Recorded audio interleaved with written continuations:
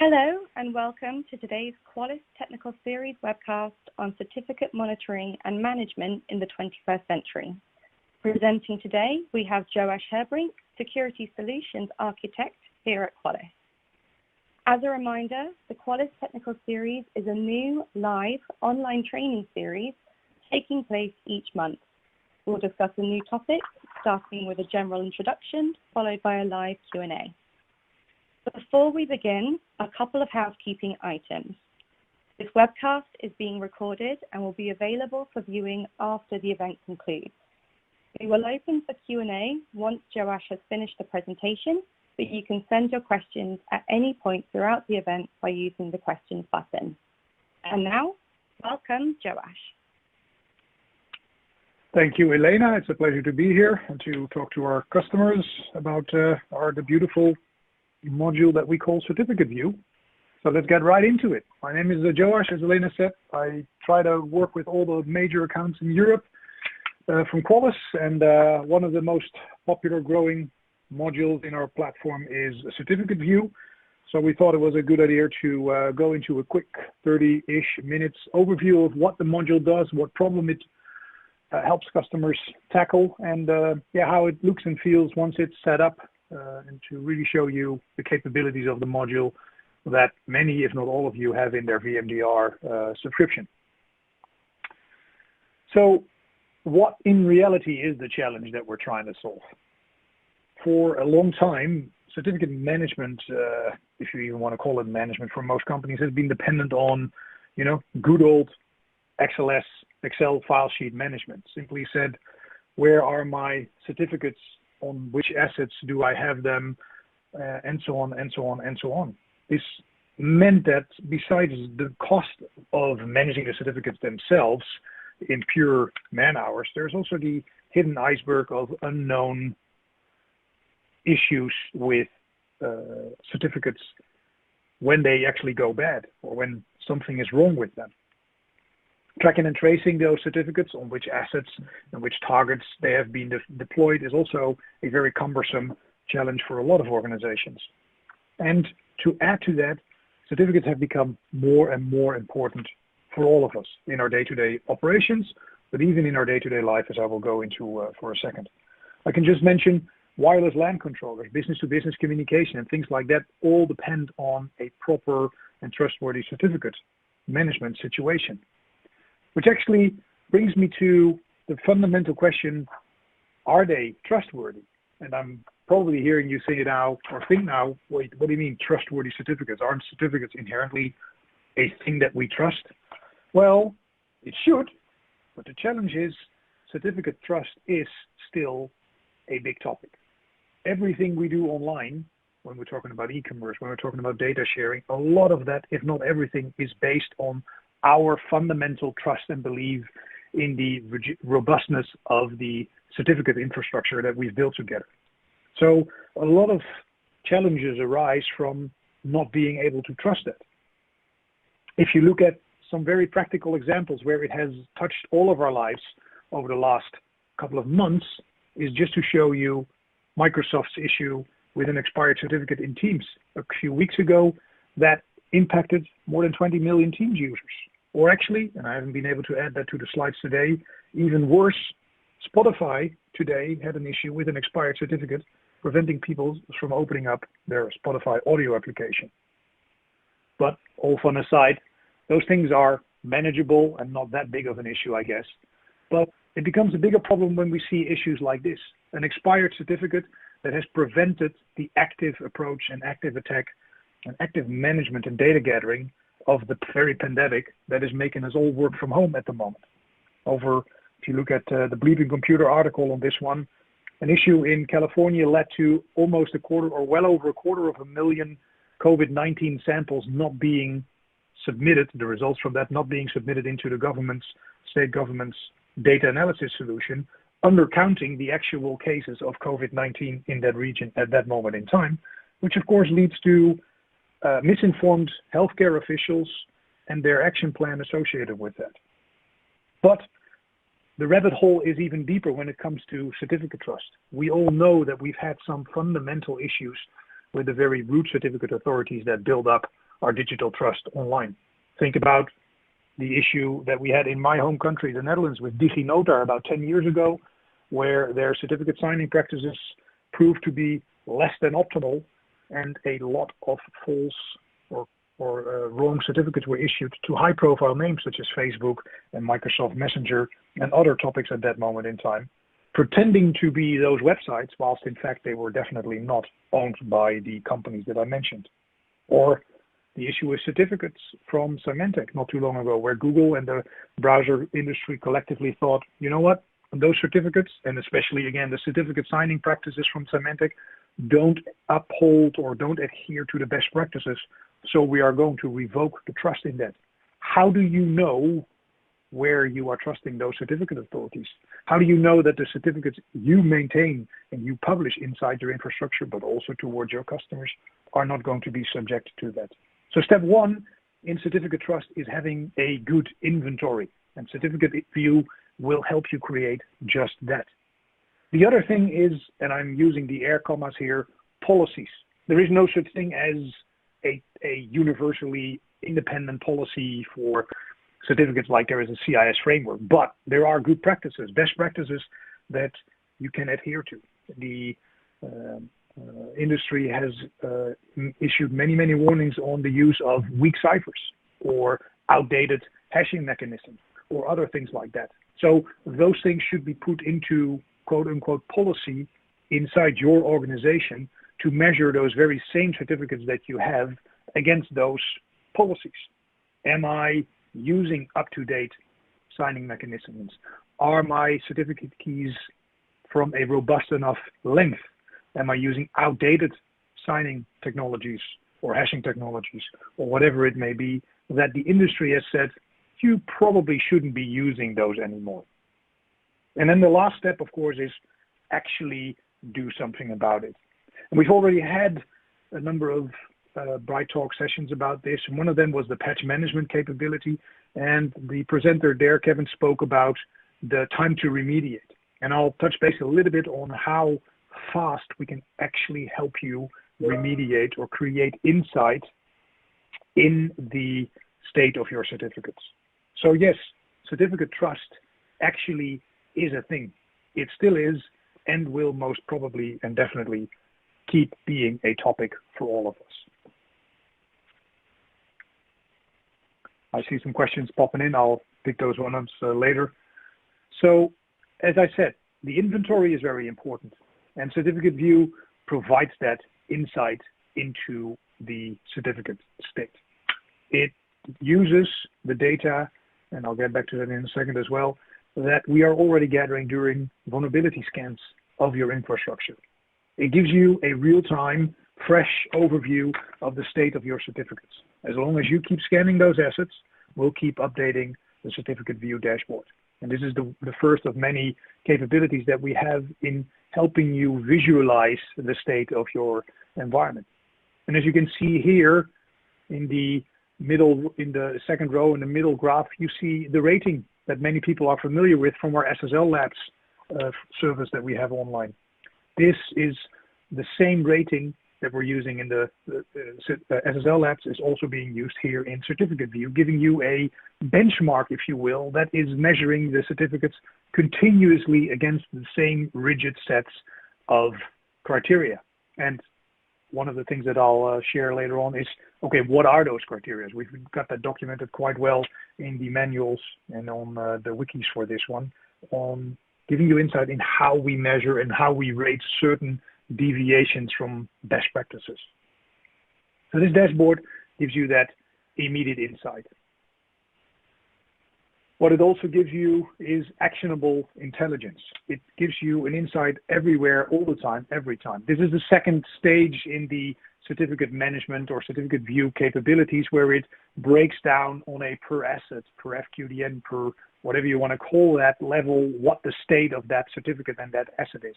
And it being that singular platform that Qualys is powered by, it connects these specific certificate findings to the actual underlying asset inventory data that we have as well. So you're not just going to see, okay, I've got a bad certificate, or I've got a certificate that's going to be expired or actually has already expired. but it also shows you, but it runs on a very vulnerable machine running, Core OS or whatever Linux system or Windows infrastructure it may be, giving you that full picture of, okay, that certificate, not optimally patched system from a third-party vulnerability management, and oh yeah, it doesn't adhere to CIS level 1 compliance as well.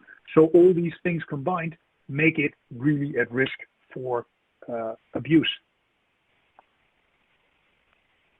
So it gives you that actionable intelligence. It gives you that information that you know what to act on. This is directly drillable and clickable. You can move into this information at any point in time with a single click of your mouse to dive in deeper and investigate what is going on with these low-grade T or F or anything but an A, I would almost say, certificates, and what immediate action is required from you to fix this. Of course, this data is available through an API as well, should you want to extract this in a more automated fashion. This webcast won't go into much detail on that, or no detail at all other than just mentioning it now. But that API is documented in our resources section, and you can use that to extract these findings from the platform and process this in a different way that you may need inside your organization. So that insight is such an important thing. The question is, how do you get this insight? It all sounds nice and everything, but do I need to run another agent? Do I need to run different scans? Do I need to do all kinds of different things? Well, actually, the good thing is you may already have this information in your VMDR platform. If you have your VMDR system set up to do regular vulnerability scans and you're using the predefined standard option profiles in those vulnerability scans, we are already getting a certificate and TLS SSL related information from the assets when we touch them. And that information is just a mouse click away. If you go into the certificate view module, we have, and I'm highlighting it here, you can see that this import now option. And it allows you to import a number of history moments from those certificates. My recommendation is always don't go crazy. Don't do the full, I think it's 2 years maximum that we can import. That doesn't really help you. Import the last 6 months of data and see how certificate view visualizes the certificate state. And again, as long as you keep scanning those assets, whether they are internal or external assets, as long as you keep scanning them with your VMDR vulnerability management program, we will show you the updated information of those certificates if that comes into the platform. One of the questions I saw in the questions from the audience is, what certificate authorities do we support? That depends on how you flip that question. One of the steps that you do need to take here is to import your own internal root CA certificate authorities, which basically means that we can support any industry standard following certificate authority like e.g. BCA or Microsoft Active Directory or any other certificate authority that you can deploy in-house. The other certificate authorities, whether we support them or not, is not really a question. The question is, do you want to approve the use of that certificate authority? So as you may have seen in one of the screenshots, the first screenshot of the dashboard, and I'll touch base on that a little bit in the demo as well, you can approve certificate authorities. Of course, your own internal certificate authority should definitely be one of them. But it also proves that you can just load those certificate authorities into the platform, their root CA certificates, and say, okay, these are the approved certificates that I support. Now, when we're talking about the renewal process that we also have in Certificate View, and I won't be going into much detail on that in this webinar as well, but for DigiCert and later this year, we have the open source EGBCA certificate authority on the horizon for renewals. We can actually trigger a renewal request to those certificate authorities and help you streamline the process of maintaining those publicly signed certificates. And Microsoft Active Directory and others will follow as soon as we have a secure way of plugging that data back into your infrastructure. As we are, of course, a cloud provider, there are some unique challenges that we need to think about how to do this versus an on-premise solution that you may have for that. So that answers a few questions in the chat already. And this whole data that you already have in your system gets processed, and you will get that nice little dashboard and the information that I just showed you as well. And again, the whole thing is just going to get bigger for you as an organization.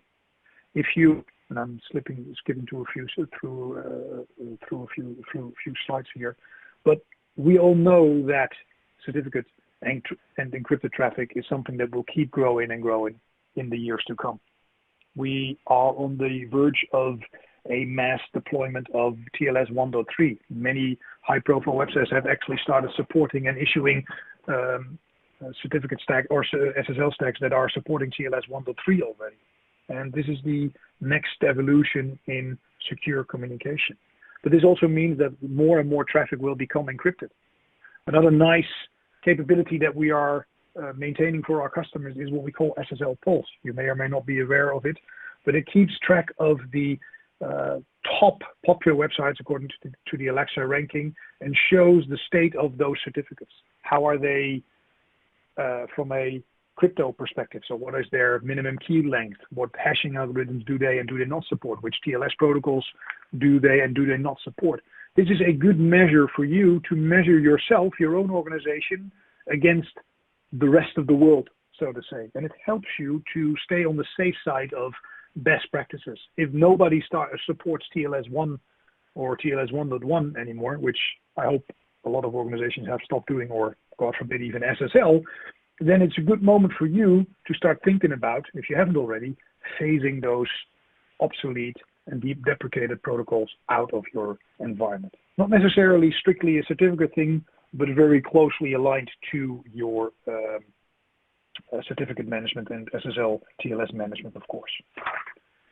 And cryptography, if we look at the growth of the data of secured traffic and the attack patterns that we see in there as well, it just shows that based on the statistics from these providers, Thales, Google, Gartner, and Citrix, that as there is more and more secured communication taking place, we see that the attacks against these protocols are also increasing.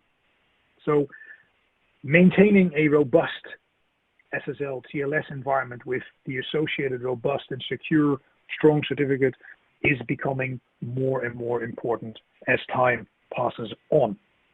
And the good thing is, in actuality, I believe that this is the easiest thing to do.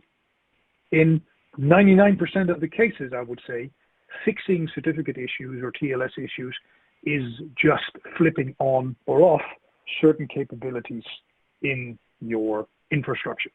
Changing the way that a certificate is signed, the way that the certificate is requested, changing the way that your web servers are accepting or no longer accepting certain protocols. It is a very easy thing to fix. It typically doesn't even require the proverbial reboot, so to say, to get this to work. So fixing these certificate and SSL related issues is very easy to do. And to quote the words of Nike, just do it probably is the only advice that we can give you. Because whereas in many cases for third-party vulnerabilities, you are dependent on a provider actually issuing a certificate or a patch for that vulnerability, the control over these vulnerabilities are in your hands. You own the certificate. You are the one responsible for issuing a new certificate. It is something that you truly as an organization can do yourself. So the time to remediate can be as close to or maybe even -0, because we can tell you these certificates are up and coming to be expiring, or these certificates still use 1024 key lengths. You know what? It's probably a good thing to start fixing them now before they are becoming a true vulnerability and start to weigh down on the number of vulnerabilities in your certificate or in your vulnerability management program. I see a question on client-side certificates. We do not store client-side certificates. We are focused very much on the server-side certificate infrastructure from a scanning perspective. We don't have the ability yet to store certificates, client certificates in a certificate view solution. So before I go into the demo, let me go into some of the questions, how to do scheduled certificate checks and how to check certificate status of internal assets. Okay, so certificate view uses the same scanning infrastructure as the VMDR module does for your scanning. So again, as long as you scan your assets, whether this is a ad hoc, but yeah, we as callers of course recommend scan as often as possible. As long as you keep scanning those assets, we will show you the state of any certificate that we find. Later this year, I was talking to the product manager, we will actually start to include the data that our cloud agent can extract from the registry from Windows systems, and later we'll extend that capability to Linux systems as well for certificates that are not necessarily accessible to our scanner. But as long as you have a regular cadence of scanning those assets, we'll show you the state of the certificate. Obviously, you can actually also schedule cert view only scans here in the UI or in the VMDR VM module as part of the scan scheduler that is there. It's your choice to make, but the easiest is just scan them. And for a full vulnerability scan, you want to do that anyway, and scan them regularly, and we'll show you the data in cert view. Can it be used for Swift certification? I'll get back to that in a little bit later.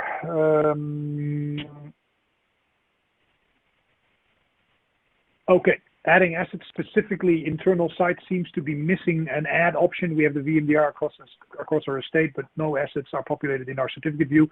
That is correct, because they call it a quirk, call it a design. The adding of assets, and this is a good segue into the demo. Adding of assets is done through the VMDR module. Let me go there. So when you import your certificate data from the previous scans in the, if you go here, get started, you have that import option. If you use that, it will actually import the data from the certificate module or the certificate scan data from the vulnerability scans in and of itself. But if you want to add the assets as the first step in the infrastructure, it is actually done here just like any other asset is done. So if I were to say go and add assets to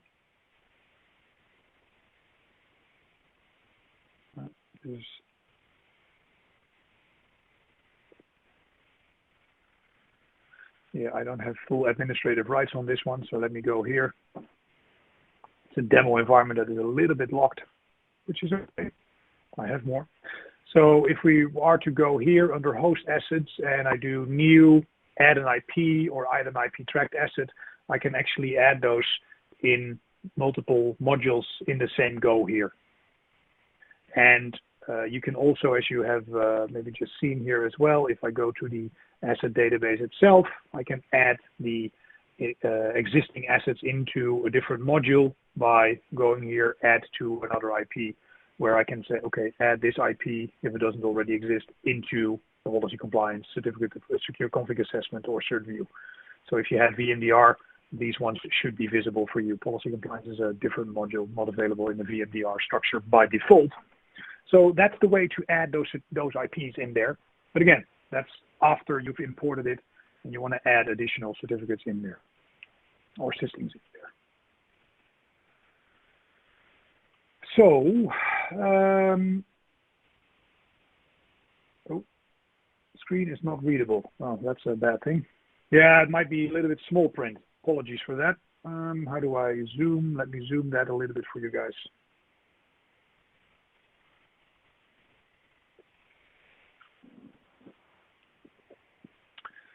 So let me go into a little bit of demo. I'll try to answer some of the questions in that flow as well. As you can see, this is the dashboard. This is from our corporate demo account. There's a lot of information in there. There's a lot of expired certificates in there. It's actually a little bit of a bad situation that you hope never to see in a production environment, but the reality is a lot of organizations will have this challenge as well.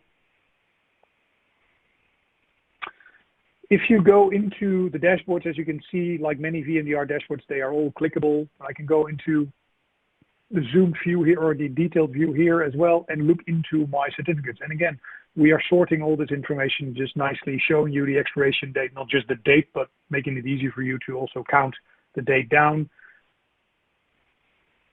And we are giving you these high-level gradings here. Qualys renewable, as I said, right now they will only show certificate authorities or certificates signed by DigiCert. But one of the interesting things here is that it allows you to filter out these certificates with a low or lower grade. So what happens is it filters out a lot of them, and it says everything C, D, E, F, and not applicable. So the A's and the B's are automatically filtered out. Now, you can argue whether you want to say C is a low grade or not. I think it is a low grade, but that is your decision to take. So if you say we don't want that, then you can remove that from the search query here, of course.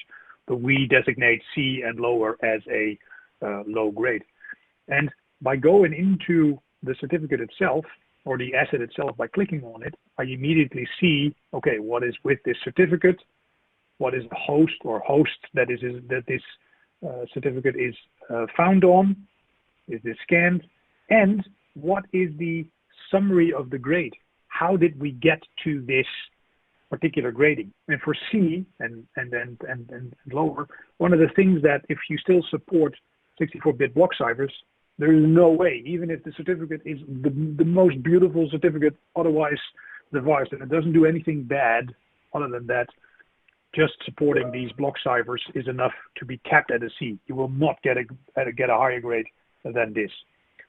So that immediately shows you this is actionable information. If I want to fix this problem, because the rest of this certificate in and on itself isn't actually in such a bad shape, but the fact that we're still supporting those 64-bit block ciphers is the thing that makes it fail to get a higher grading than a C. And it is helpful to get this rather than to having to plow through lists and pages and pages and pages of information about these certificates. Let me see if I have some other questions.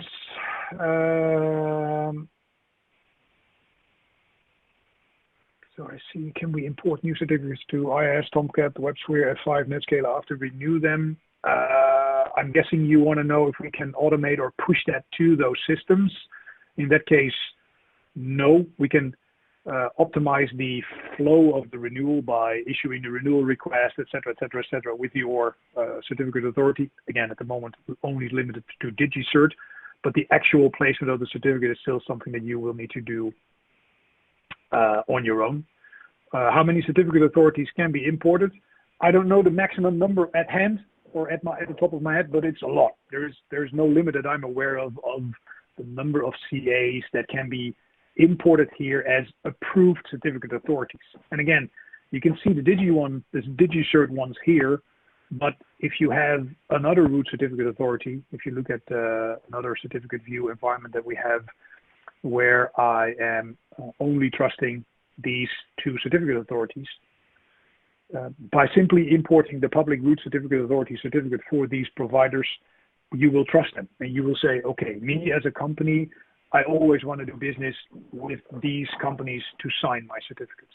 This should include your own internal CA or CAs as well, and it is your decision to add those certificate authorities here. Typically, I wouldn't go crazy here by adding hundreds and hundreds of approved certificate authorities, because the whole purpose of certificate view is that you try to limit the scope of CA authorities that you work with, both internally and externally, because that keeps it manageable and keeps giving you the ability to keep track on what it is that you trust and don't trust. How does this dashboard collect the certificate information? By means of the scanner. I don't know if that answers your question, but the scanner gets the data, it scans the system, connects to the SSL, TLS or the web servers or the whatever the ports may be that expose a certificate. As you can see here in the dashboard, we keep track of where we find what certificate on what port.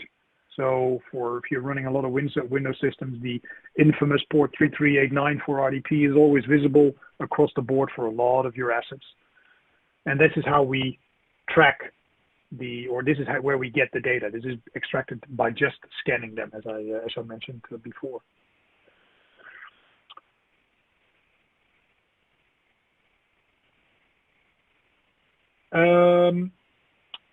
How does licensing work for the certificate view module?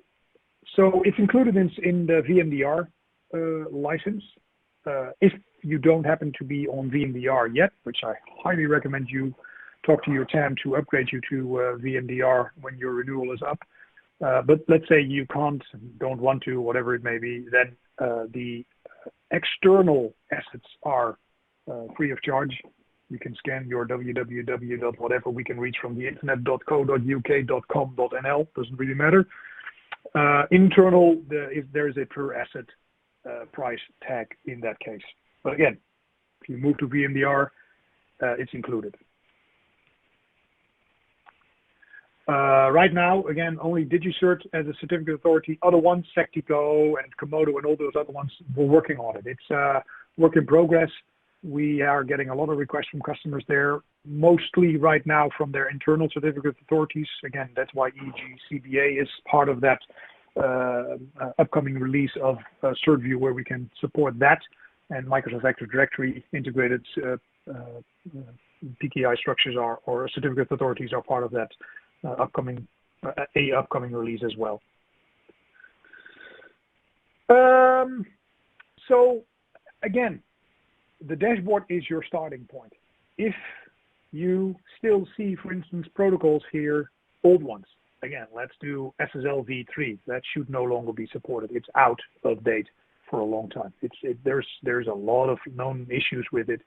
Just click on it and see, okay, which assets, because this is an asset level issue, is still supporting that. And it gives you an overview of the assets by downloading this or by going into this link. Let's go into one of these machines, see if we can find something here. What is the asset in question here? Okay, it's on 2 hosts. Let's go to that host. These 2 machines, these are the ports. And of course, again, the grade summary will be shown here as well. And it's such a low grade because, well, first of all, the certificate authority is not trusted. It's using an insecure signature. It's vulnerable to Poodle. There's just so much wrong with this certificate and the system behind it that one can argue it's probably better to shut it down and build it from scratch. But again, it gives you the immediate actionable capabilities with, this color coding as well. The red, you really should fix something here. And the orange ones doesn't make you happier either. So you should start working on that as well. It's that quick, that fast to show you what I should do with a particular issue. And for instance, if you look at this one, the certificates where was that? Uses an insecure snow. The certificate server chain is incomplete. That could be fixed quite simply, normally, by importing your internal root certificate authority for it. I'm guessing for this system, that would be the way to go, because that will fix those problems, because then we can verify the entire chain up to the root certificate authority. A lot of questions coming in. Can you automate renewals? To a degree, for right now, again, for the certificates that are issued by DigiCert, we can automate that. There is a workflow embedded in the certificate view module where there is such a thing as a requester and an approver, and that will make it so that once you request a certificate to be renewed, it will guide you through the steps that are needed with the certificate signing request and so on and so on and so on. That needs to be approved by somebody who has the authority to approve that. Then it's submitted to the CA for signature, for signing, and you will receive the information back, upon which you still need to load that on your web server or your load balancer that acts as an SSL offloading point or whatever it may be. That part we don't yet automate. So yes, we can automate it to a very large extension.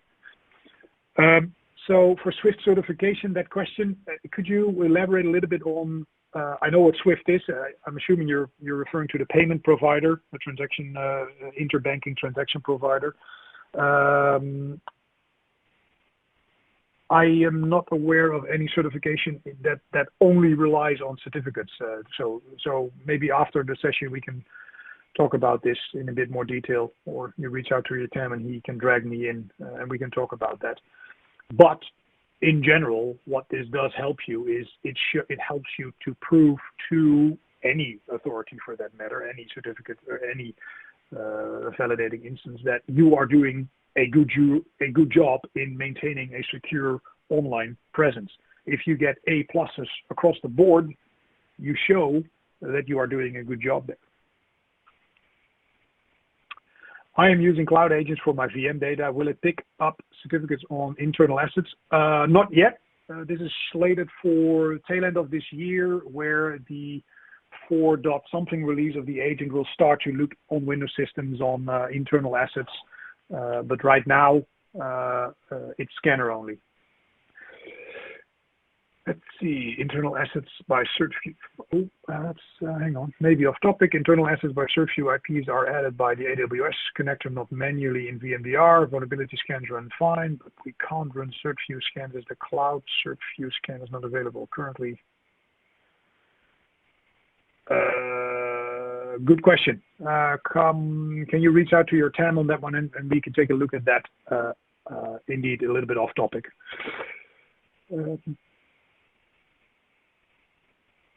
Can you? Oh yeah, that's a nice question. Not sure if this has been asked, but can you add certificates for viewing, renewing purposes for services that Qualys does not have the ability to scan as a way to track all the search? Right now, we do not have the ability to manually add certificates other than the certificate authorities that you approve, so to say, into the platform. So if we're not able to scan them, that depends on the reason why we're not able to scan them. If they are because they're in an isolated network, we actually have the ability to do what we call an offline scan, which sounds a bit weird, but that's a dedicated scanner that can be positioned in a air-gapped network, so to say, perform the scan, taken out of the network, and the data is uploaded back into the platform. That could be a solution for these kinds of scenarios, but we don't have the ability to say, okay, new, add a certificate here. So, for instance. Hope that answers your question.